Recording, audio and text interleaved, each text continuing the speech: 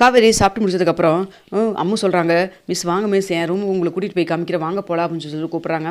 இதை பார்த்துட்டு இருக்கிற விஜய், ஒரு ரூமு தான் போடி அப்படின்னு சொல்லி மனசுக்குள்ளே நினச்சிட்டு இருக்கிறாங்க. அப்போ வந்துட்டு ரூமுக்குள்ளேயே வந்துட்டு காவேரியே கூட்டிகிட்டு போகிறாங்க அம்மு.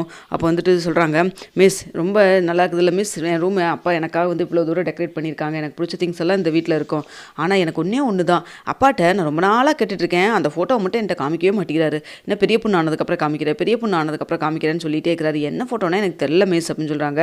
ஓ அப்படியாம்மா, சரிம்மா மிஸ், நான் உங்க கூட சும்மா வந்துட்டு நீங்கள் கேட்கணும் அப்படிங்கிறக்காக நான் சொல்லலை, எனக்கு ஒரு ஹெல்ப் மட்டும் பண்ணுறீங்களா? நான் பெரிய பொண்ணாக இருந்தால் நானே சேர் போட்டு மேலே ஏறி எடுத்திருப்பேன், எனக்கு எட்ட மாட்டேங்குது, நீங்கள் கொஞ்சம் எடுத்து கொடுக்குறீங்களா அப்படின்னு சொல்கிறாங்க. ஐயோ உங்கள் அப்பா பார்த்தா திட்டுவார், அதான் நீ பெரிய பொண்ணு ஆனதுக்கப்புறம் காமிக்கிறேன்னு சொல்லியிருக்காரல்ல, அப்புறம் என்ன, நீ அப்புறமேல எடுத்து உங்கள் வீட்டில் உங்கள் அப்பாவே எடுத்து காமிப்பார், அதனால் அதெல்லாம் நம்ம பண்ணக்கூடாதுமா, பெரியவங்க பேச்ச மீதியெல்லாம் அப்படின்னு சொல்கிறாங்க. மிஸ் என்ன மிஸ் நீங்கள் ஒரே ஒரு தடவை ப்ளீஸ் எனக்காக, அப்பா ஏதாவது சொன்னாங்கன்னா நான் தான் உங்கள்கிட்ட எடுத்து கொடுக்க சொல்லி அடம் பிடிச்சேன்னு நீங்கள் சொல்லிடுங்க, நானும் சொல்லிக்கிறேன், ஏதாவது திட்டினாங்கன்னா அந்த திட்டு நான் வாங்கிக்கிறேன் அப்படின்னு சொல்கிறாங்க. அதெல்லாம் வேண்டாமா அப்படின்னு சொல்லிட்டு இருக்கிறாங்க. அப்போ வந்துட்டு உடனே வந்துட்டு போங்க மிஸ், நான் பேச மாட்டேன் அப்படின்னு சொல்லிட்டு ஒரு மாதிரி சினிங்கிட்டு இருக்காங்க. இதை பார்த்துட்டு சரி உன்னோட எனக்கு பிரச்சனையாக இருக்குது, சரி இரு, அப்பா வந்தாருன்னா திட்டினாங்கன்னா நீ தான் அந்த திட்டு வாங்கிக்கணும் சரியா அப்படின்னு சொல்லிட்டு இருக்கிறாங்க. எனக்கு தெரியாது, அதுக்கும் சம்மந்தம் இல்லை, புரியுதா அப்படின்னு சொல்கிறாங்க. சரிங்க மிஸ் அப்படின்னு சொல்லிட்டு சொல்கிறாங்க. அப்போ வந்துட்டு மேலேருந்து ஒரு ஆல்பம் புக்கு எடுக்கவும் செய்கிறாங்க ஃபோட்டோவை. அதை எடுத்துகிட்டு இந்தாம்மா பாரு அப்படின்னு சொல்லிட்டு கொடுக்குறாங்க. சரிங்க மிஸ், தேங்க்யூ மிஸ், ரொம்ப தேங்க்யூ மிஸ் அப்படின்னு சொல்லிட்டு காவேரியோட கணத்தில் கிஸ் பண்ணிவிட்டு உட்காந்து ஃபோட்டோவை பார்க்கலான்னு சொல்லிட்டு எடுக்கிறாங்க. ஃபஸ்ட்டு எடுத்த உடனே வந்துட்டு காவேரியும் விஜய் இருக்கிற கல்யாண ஃபோட்டோ தான் அதில் இருக்குது. அதை பார்த்தோன்னே மிஸ் என்ன மிஸ் இந்த ஃபோட்டோவில் நீங்கள் இருக்கீங்க அப்படின்னு சொல்கிறாங்க. அப்போ வரைக்கும் ஜன்னல் எப்படின்னு எட்டி வேடிக்கை பார்த்துட்டு இருந்தவங்க ரொம்ப ஷாக் ஆகி திரும்பி பார்க்குறாங்க. இங்கே குடு அப்படின்னு சொல்லிட்டு பார்த்தா விஜயும் காவேரி அதில் ஒன்றா வந்து கல்யாண ஃபோட்டோ இருக்குது, அதில் தாலி கட்டுற மாதிரி. அது மட்டும் இல்லாமல் 2-3 பேஜ் வந்து திருப்பி பார்க்குறாங்க. அதுக்கப்புறம் கொஞ்ச நாள் கழித்து சந்தோஷமாக இருந்த ஃபோட்டோ அதெல்லாமே அதில் இருக்குது. இதை பார்த்தோன்னே என்னது, நாம் எப்படி இங்கே வந்தோம், என்ன நடக்குது, எனக்கு ஆரம்பத்துலேருந்தே சந்தேகமாக தான் இருந்தது. வீட்டுக்கு வந்தோன்னா அம்மா வந்து அவ்வளோ தூரம் வந்துட்டு சாப்பாடு எல்லாம் செஞ்சு கொடுத்தாங்க. அது மட்டும் இல்லாமல் அம்மா மேலே அவ்வளோ தூரம் கேரிங்காக இருந்தாங்க. இங்கே வீட்டுக்கு சாப்பிட வாங்கன்னு சொல்லி சொன்னோன்னே வந்து உடனே வந்து வரலான்னு சொல்லி வராங்க. இப்படிலாம் அம்மா சாதாரணமாக இருக்கவே மாட்டாங்க. அப்படி இருக்கிறப்போ எனக்கு அப்போவே சந்தேகமாக இருந்தது. எனக்கு மறந்து போச்சு 3 வருஷத்தை நடந்த விஷயத்தெல்லாம், அதில் இதுவும் ஒன்றா இருக்குமா, எதுக்காக வந்து மறைக்கணும், இப்போ எதுக்கு இவங்கெல்லாம் சாப்பிட்றக்கு கூப்பிட்றாங்க அப்படின்னு சொல்லிட்டு எல்லாத்தையும் வந்து ஒன்றா பண்ணணும். அப்படியெல்லாம் பார்த்தா எனக்கு வந்துட்டு எனக்கு இந்த அம்முங்கிறது என்னுடைய பொண்ணு அப்படிங்கிற மாதிரி 1008 கேள்வி ஓடுது. அந்த ஃபோட்டோவை எடுத்துகிட்டு வேகமாக ஹாலுக்கே போகிறாங்க. எல்லோரும் உட்காந்து பேசிகிட்டு இருக்கிறாங்க. அப்போ வந்துட்டு என்னது அப்படின்னு சொல்லிட்டு அந்த ஹாலில் எல்லாத்துக்கு முன்னாடி அந்த ஆல்பத்தை தூக்கி போடுறாங்க. இதை பார்த்தோன்னே என்னாச்சு காவேரி அப்படின்னு சொல்லிட்டு உடனே வந்துட்டு சாரதா கேட்குறாங்க.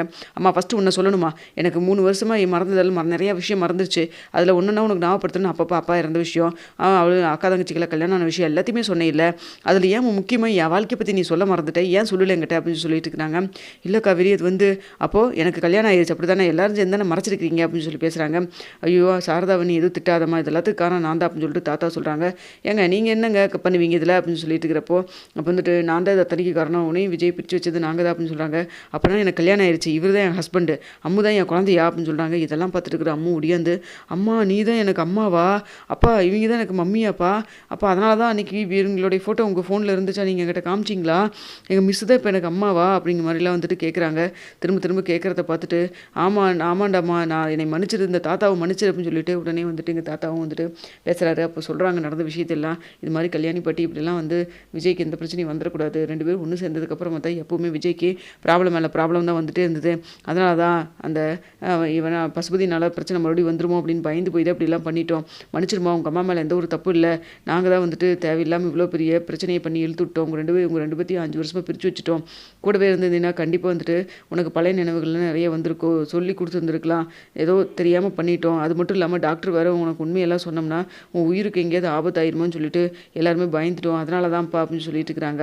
அப்போ வந்துட்டு நீங்கள் தாத்தா பண்ணதெல்லாம் அவ்வளோ தூரம் வந்துட்டு பெரிய தப்பு, இப்படிலாம் நீங்கள் பண்ணியிருந்துருக்கூடாது, எதாக இருந்தாலும் நீங்கள் வந்து சொல்லியிருந்துருக்கலாம், இப்படி 5 வருஷமாக எனக்கு கல்யாணம் ஆகலை, எனக்கு குழந்தையெல்லாம் இல்லை, நான் வாட்டுக்கு எனக்கு இப்படிலாம் பெரிய விஷயம் இவ்வளோ நடந்தது சுத்தமாக எனக்கு ஞாபகமே இல்லாமல் போயிடுச்சு, இன்னும் வந்துட்டு இவர் மறுபடியும் திரும்ப என்னை வந்து கண்டுபிடிக்காமல் வராமல் இருந்தால் இன்னுமே எனக்கு தெரிஞ்சிருந்திருக்காது, அது மட்டும் இல்லாமல் எங்கள் அம்மா வந்துட்டு இவர் இல்லைன்னு சொல்லி நினச்சிருப்பாங்க, இவருக்கும் வந்துட்டு நான் உயிரோடு இல்லைன்னு நினச்சிருப்பாங்க, என்ன ஒரு கொடுமையான விஷயம், அம்மாவுக்கு கடைசி வரைக்கும் அம்மாவுடைய பாசம் கிடைக்காமே போயிருந்திருக்கும், நான் என் பொண்ணை தன்னால் வந்துட்டு கிளாஸ் ஸ்டூடெண்ட் நினச்சிட்டு இருந்தேன் நான், அதனால தான் ஃபஸ்ட் நாள்லேருந்து இவரோட நான் சேர்ந்துட்டேனா அப்படிங்கிற மாதிரி எவ்வளோ நிறைய விஷயத்த பேசுகிறாங்க. இதை பார்த்துட்டு இருக்கிற விஜய் அப்படி கண் கலங்கி போய் நின்றுருக்காங்க. காவேரி உனக்கு பழசெல்லாம் ஞாபகம் வந்துருச்சா காவேரி, எனக்கும் உன்னை பார்க்குறப்போ பழசெல்லாம் கொஞ்சமாவது ஞாபகம் வந்திருக்காதான்னு சொல்லிட்டு அவ்வளோ தூரம் ஆசையோடு தான் வந்தேன், ஆனால் என்னை பார்த்தோன்னே நீங்கள் யார் சார், நீங்கள் அம்மாவுடைய அப்பா டேடி தானே அப்படின்னு சொல்லி கேட்டனுவே அந்த நிமிஷமே அந்த ஒரு வார்த்தையில் நான் நொறுங்கி போயிட்டேன். அதுக்கப்புறம் அத்தைக்கிட்ட பேசுனதுக்கப்புறம் தான் எல்லா விஷயமும் தெரிய வந்துச்சு. சரி ஓகே, எதுவும் நம்ம ஃபோர்ஸ் பண்ணி சொல்ல வேண்டாம், அப்படியே காலப்போக்கில் உனக்கு உனக்கு கொஞ்சம் கொஞ்சமாக ஞாபகம் வர மாதிரி நம்ம ஏதாவது பண்ணலாம், ட்ரீட்மெண்ட் கொடுக்கலாம்னு சொல்லி நினச்சேன். ஆனால் இப்போது வீட்டுக்கு வந்த நேரமாக என்னமோ என் பொண்ணு ஆல்பத்தை எடுத்து உங்கள்கிட்ட கொடுத்து எல்லாத்தையும் வந்து தெரிய வச்சுட்டா. இதுக்கு மேலே வந்து நான் என்ன சொல்கிறேன்னு எனக்கு தெரியல அப்படின்னு சொல்கிறாங்க. அப்போ உடனே வந்துட்டு சாரதா வந்துட்டு, இதெல்லாம் நடந்து முடிஞ்ச விஷயம் தான். உன் மைண்டுக்குள்ளே இவ்வளோ தூரம் வந்துட்டு ஒன்று கூட சுத்தமாக உனக்கு ஞாபகம் இல்லை. ஏன் மாப்பிள்ளையோட பேர் கூட உனக்கு ஞாபகம் இல்லாமல் போயிடுச்சு. உனக்கு குழந்தை பிறந்தது கூட ஞாபகம் இல்லாமல் போயிடுச்சு. அவ்வளோ தூரம் உனக்கு எல்லாமே மறந்துருச்சு. அதனால் வந்துட்டு இந்த திரும்ப திரும்ப வந்துட்டு இதை யோசிச்சுக்கிது ஏதாவது ஸ்டெயின் பண்ணிக்காத. டாக்டர் வந்து பழசெல்லாம் வந்து நீயே தான் உனக்கே ஞாபகம் தான் ஓகே. அதை தவிர்த்து நாங்களே ஏதாவது சொல்ல போய் அதை நீ யோசிச்சு ரொம்ப வந்து மைண்டுக்கு ஏதாவது வேலை கொடுத்து ரொம்ப ஸ்டெயின் பண்ணினா உனக்கு உயிருக்கே ஆபத்துன்னு சொல்லிட்டாங்க. அதனால் இதை பற்றி யோசிக்காத. இதுதான் நடந்த விஷயம். மேற்கொண்டு ஏதாவது உனக்கு அப்பப்போ ஞாபகம் வருதான்னு மட்டும் ட்ரை பண்ணு. மற்றபடி ரொம்ப உன்னை கஷ்டப்படுத்திக்காத அப்படிங்கிற மாதிரி சாரதா ஒரு பக்கம் காவேரி மேலே இருந்த பாசத்தினாலே சொல்லிட்டு இருக்கிறாங்க. அப்போ விஜய் சொல்கிறாங்க, காவேரி நீ கவலைப்படாத, நான் பெரிய டாக்டர்கிட்ட எல்லாம் பேசியிருக்கேன், அப்பாயின்மெண்ட்டும் வாங்கியிருக்கேன். நாளைக்கு நம்ம கண்டிப்பாக டாக்டர் போய் பார்க்கலாம். கண்டிப்பாக அவங்க சீக்கிரமாக க்யூர் ஆயிரும்னு சொல்லிட்டு ஏதாவது பண்ணுவாங்க. ஏதாவது எக்ஸசைஸ் இல்லை ஏதாவது மெடிசன்ஸ் இதெல்லாம் கொடுப்பாங்க. கண்டிப்பாக சீக்கிரமாக குணப்படுத்திடலாம் அப்படின்னு சொல்லிட்டு இருக்கிறாங்க. இங்கே பாருங்கள், எனக்கு இன்னமே வந்துட்டு உங்களை அந்த மாதிரி பொசிஷனில் வச்சு உங்களை ஹஸ்பண்டுன்னு கூட என்னால் நினச்சி கூட பார்க்க முடியல. அப்படி தான் இருக்குது. அப்படி இருக்கிறப்ப திடீர்னு வந்துட்டு உங்களை என்னால் ஏற்றுக்கவும் முடியாது. எனக்கு கொஞ்சம் கொஞ்சமாவது ஞாபகம் வரணும். எனக்கு கொஞ்சம் டைம் கொடுங்க. என்னால் இதை ஏற்றுக்கவே முடியல. திடீர்னு வந்து சடனாக வந்தோன்னு சாப்பிட வந்த இடத்துல திடீர்னு இப்படி வந்துட்டு என் வாழ்க்கையை பற்றி அப்படியே புரட்டி போடுற அளவுக்கு இவ்வளோ பெரிய உண்மை வெளில வந்தோன்னா என்னால் அதை ஏற்றுக்கவே முடியல அப்படின்னு சொல்லி பேசிகிட்டு இருக்கவே அப்படியே வந்துட்டு மயக்க வர மாதிரி அப்படியே மயங்க போகிறாங்க. அப்போ வந்துட்டு காவேரி பார்த்தோன்னே வந்து சாரதா அப்படியே பயந்து போய் என்னாச்சுடிங்கிறாங்க. விஜயும் தள்ளுங்க எல்லாரும் கொஞ்சம், நான் ஹாஸ்பிட்டல் கூப்பிட்டு போகிறேன்னு சொல்லிட்டு அப்படியே தூக்கி காரில் வச்சுட்டு கூட்டிகிட்டு போகிறாங்க. அங்கே போயிட்டு டாக்டர் பார்க்கவும் செய்கிறாங்க. அப்போ வந்துட்டு நாளைக்கு தானே உங்களுக்கு அப்பாயின்மெண்ட் சொல்கிறாங்க, இப்படி ஆயிடுச்சு அப்படின்னு சொல்கிறப்போ சரின்னு சொல்லிட்டு வந்து டாக்டர் வந்து ஸ்பெஷல் பர்மிஷனில் பார்க்கவும் செய்கிறாங்க. அப்போ வந்துட்டு சொல்கிறாங்க, இது மாதிரி நீங்கள் பழைய விஷயத்தெல்லாம் அவங்கக்கிட்ட ஞாபகப்படுத்தாதீங்க, அவங்கள ஸ்டெயின் பண்ணாதீங்க, அவங்க வாக்கில் விடுங்க, அவங்களுக்கே எல்லாம் ஞாபகம் வரும். ஆனால் வந்துட்டு இவ்வளோ நாள் ஆயிடுச்சு, அதனால் ரொம்ப பெரிய இஷ்யூலாம் இல்லை, இருந்தாலும் வந்து ஸ்டெயின் பண்ணி கொடுக்காதீங்க அப்படின்னு சொல்கிறாங்க. இல்லை சார், 5 வருஷத்துக்கு முன்னாடி கல்யாணம் ஆன விஷயத்தையே மறந்துட்டு அது இப்போ எதேச்சி அவளுக்கு தெரிய வந்துச்சு, அதனால தான் அப்படின்னு சொல்லிட்டு இருக்கிறாங்க. எல்லாம் ஓகே தாங்க, ஆனால் இனிமேல் வந்து இது மாதிரிலாம் பண்ணாதீங்க அப்படின்னு சொல்லிட்டு அவங்கள ரெகுலராக வந்துட்டு வாரத்தில் ஒருக்கா வந்து ஹாஸ்பிட்டல் கூட்டிகிட்டு வாங்க, அவங்களுக்கு சில தெரப்பியெல்லாம் கொடுக்க வேண்டியது இருக்குது அப்படின்னு சொல்லிட்டு இருக்கிறாங்க. சரிங்க டாக்டர், கண்டிப்பாக கூட்டிகிட்டு வரேன் அப்படின்னு சொல்லிட்டு இருக்கிறாங்க. அப்போ வந்துட்டு சொல்கிறாங்க, இங்கே பாருங்கள், அவங்கள ரொம்ப எல்லாம் யோசிக்க வைக்காதீங்க, அவங்க விஷயத்தை அவங்க வாக்கில் அவங்ககிட்டே வந்து விட்டுருங்க. நீங்கள் எதுவும் இதுக்கு மேலே எதுவும் ஞாபகப்படுத்தாதீங்க. பழசை ஞாபகப்படுத்த ரொம்ப யோசிச்சாங்கன்னா கண்டிப்பாக பிரச்சனையாயிரும். விளையாட்டுக்கு சொல்லலை, கொஞ்சம் சீரியஸாக எடுத்துங்க அப்படின்னு சொல்கிறாங்க. சரிங்க சார்னு சொல்லிட்டு வாங்க பார்த்துட்டு வீட்டுக்கு கூட்டு வராங்க. கூட்டு வந்தோன்னே டாக்டர் சொன்ன விஷயத்தெல்லாம் சொல்கிறாங்க. இதை கேட்டு இங்கே பாரு காவேரி, இதுக்கு மேலே நீ எதுவும் யோசிச்சிருக்க வேண்டாம், எல்லாம் நல்லபடியாக தான் நடக்கும்.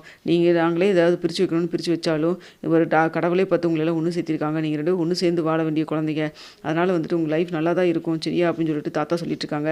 தாத்தா, இதுக்கு மேலே வந்துட்டு நீங்கள் ஏதாவது எனக்கா பண்ணுறா அது அப்படின்னு சொல்லிட்டு ஏதாவது பண்ணி வச்சிடாதீங்க தயவு செய்து. இனிமேல் எங்கள் விஷயத்தையே எங்கள்கிட்ட விட்டுருங்க, எங்களுக்கு எதுவே நல்லது கெட்டதுன்னு சொல்லி எங்களுக்கே பார்த்துக்க தெரியும் அப்படின்னு சொல்லிட்டு இருக்கிறாங்க. இதெல்லாம் பார்த்துருக்குற அம்மு, அப்பா எனக்கு அப்பனா அம்மா கிடச்சிட்டாங்களாப்பா, அம்மா வந்துருவாங்க நீங்கள் சொல்லிகிட்டே இருந்தீங்க, நான் கூட நீங்கள் என்கிட்ட வந்து கஷ்டப்படுவேன் சின்ன பொண்ணாச்சேன்னு சொல்லி சொல்கிறீங்கன்னு நினச்சிட்டு இருந்தேன், ஆனால் உண்மையாலுமே அம்மா திரும்ப வந்துட்டாங்கப்பா, எனக்கு ரொம்ப தேங்க்ஸ்ப்பா அப்படின்னு சொல்லிட்டு காவேரி கட்டி பிடிக்கிறாங்க. காவேரி வந்துட்டு அம்மாவை பார்த்துட்டு அப்படியே ஒரு மாதிரி கண் கலங்கிட்டு, எப்படியோ வந்துட்டு இவ்வளோ நடந்திருக்குது இன்றைக்காவது தெரிஞ்சிருக்கேன்னு சொல்லி மனசுக்குள்ளே நினச்சி ஃபீல் பண்ணுறாங்க.